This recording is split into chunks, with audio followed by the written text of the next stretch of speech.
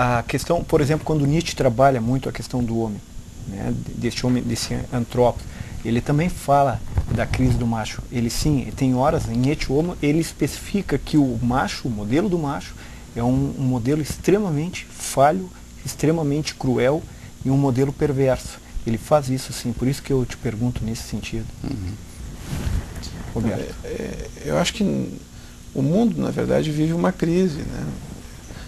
As instituições, as pessoas em geral, então todos nós estamos redefinindo os papéis e esse funcionamento narcisista que vem cada vez aumentando mais com a tecnologia da informação cada vez mais acessível, com os modelos de gratificação imediata, a gente vai desaprendendo a esperar, a gente vai desaprendendo a construir e cada vez mais a gente quer consumir. Então, eu acho que todos nós vivemos uma crise e uma redefinição de papéis.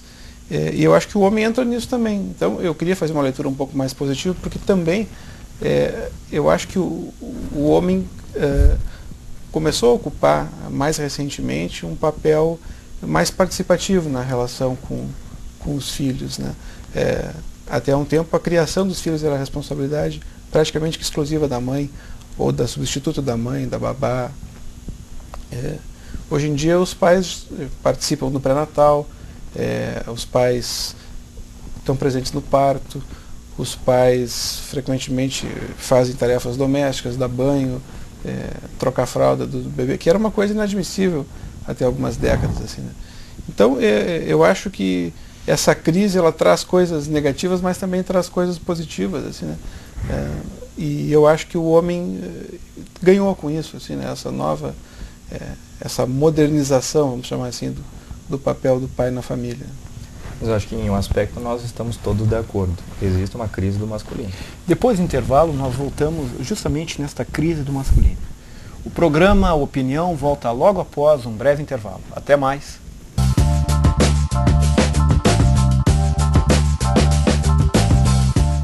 Enquanto uns levam os filhos para a escola, no Colégio Madre Bárbara, os pais fazem escola com os próprios filhos. Colégio Madre Bárbara, matrículas abertas. Agora também com a opção de turno integral com almoço. www.madrebarbara.com.br. Pensou em trajes? Pensou em Teva. Nas lojas Teva você encontra a melhor linha de trajes do Brasil. Com qualidade excepcional e caimento perfeito, os trajes Teva se tornaram o primeiro nome na mente dos homens mais elegantes da cidade. E agora, com a promoção de trajes Teva, ficou ainda mais fácil andar na moda. Passe nas vitrines das lojas Teva e confira. Quem compara preço e qualidade, escolhe os trajes das lojas Teva. Troller, assessoria e contabilidade, tradição, confiança e agilidade, registros de empresas, declaração de imposto de renda, contabilidade em geral, com estacionamento próprio, Avenida Benjamin Constant 831. Troller Contabilidade e Assessoria, fone 3714-4033. Fruteiras de Gasperi, sinônimo de qualidade e preço baixo com atendimento familiar, em Lajeado, no centro. Fone 3714-3988. No bairro Florestal, fone 3714-4681. No São Cristóvão, fone 3714-3067. Também em Estrela, no fone 3712-258. Fruteiras de Gasperi, sinônimo de qualidade e preço baixo com atendimento familiar. Você que já recebeu o seu seguro DPVAT ou sofreu acidente de qualquer natureza nos últimos 25 anos e ficou com alguma limitação de movimentos ou força, procure-nos. Você poderá ter direito a uma nova indenização. A GIART Preparação de Documentos é uma empresa especializada em indenizações para recebimento de seguro DPVAT. Não cobramos para encaminhar o seguro DPVAT administrativo e oferecemos todo o amparo judicial para a busca de todos os seus direitos. GIART Assessoria, Rua Francisco Oscar Carnal, 240, no centro de Lajeado.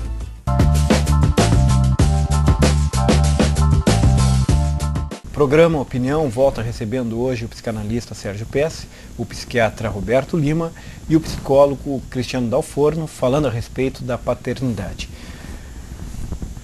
Robert Bly, usando um livro, uma história de João de Ferro, muito interessante, tu conhece, Sérgio, esse livro. Ele diz lá pelas tantas que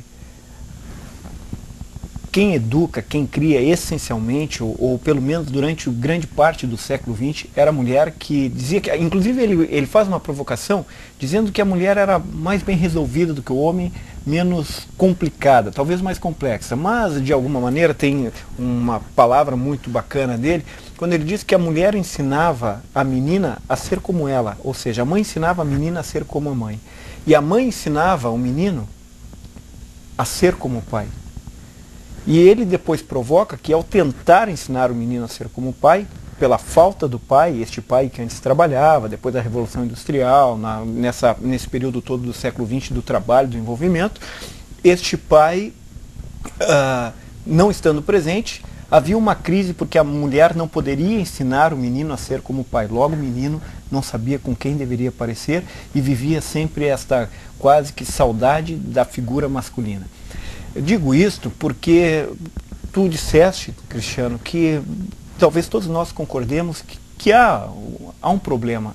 Talvez nós possamos chamar de crise, de fato, em relação ao masculino, talvez em relação à paternidade, sobre essas redefinições. Te pergunto, se há uma crise,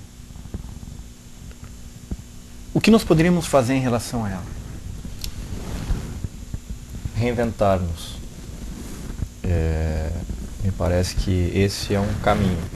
Não sei até que ponto é fácil, não sei até que ponto é imediatamente possível, mas eu acho que é necessário. Está alardeado aí a fala de que a sociedade hoje está em crise, que não existem mais valores, ou que os valores são temporários, não se sustentam e tudo mais. Na verdade, eu acho que hoje existe uma riqueza de modelos de identificação. Se outrora era necessário que esse pai voltasse da fábrica e ficasse um pouco mais em casa para que os filhos pudessem conhecê-lo, identificar-se com ele, hoje eu acho que esses filhos têm contato com uma série de outros protótipos de jeitos de ser, até mesmo no interior do lar. A internet, os meios de comunicação, tem possibilitado que um sujeito se constitua, e eu acho que isso também pode se tornar um pouco perigoso, tirando fatias de diferentes universos, de diferentes lugares. E hoje nós vemos sujeitos jovens sobremaneira que buscam as suas identificações nos mais distintos grupos, ao passo de muitas vezes os seus familiares, os seus pais, a sua mãe, o seu pai, acharem isso estranho e dizerem: eu não conheço mais meu filho, eu não sei o que esse sujeito virou, eu não sei a quem ele puxou, porque ele está com o cabelo assim, ele está se comportando de tal jeito, ele está usando determinadas gírias que eu não sei de onde ele aprende isso. Não é inédito que escutemos esse tipo de coisa. Então, esses modelos de identificação hoje são muito mais fáceis de serem conseguidos. Mas a gente sabe, quando tu tem duas coisas para escolher, o vermelho ou o azul, não é tão difícil. Agora, quando tu tem todo um conjunto de cores, quando tu tem todo o prisma do arco-íris, fica mais complicado. Então, eu acho que hoje existem muito mais possibilidades de se reinventar, porque existem muito mais opções.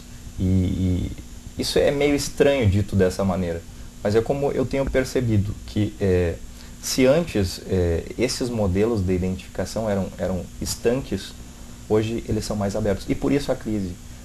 Se no passado, para Freud, era tão difícil dizer o que é a mulher, hoje é difícil para um homem saber exatamente o que é ser homem. Aquelas características de virilidade não convencem mais. Aquelas características, o Sérgio dizia há pouco, o sujeito que provê o sustento da família, não convencem mais. Não basta para um homem se sentir viril ou se sentir provedor do seu lar, para que ele se sinta um sujeito minimamente identificado com o ideal dele.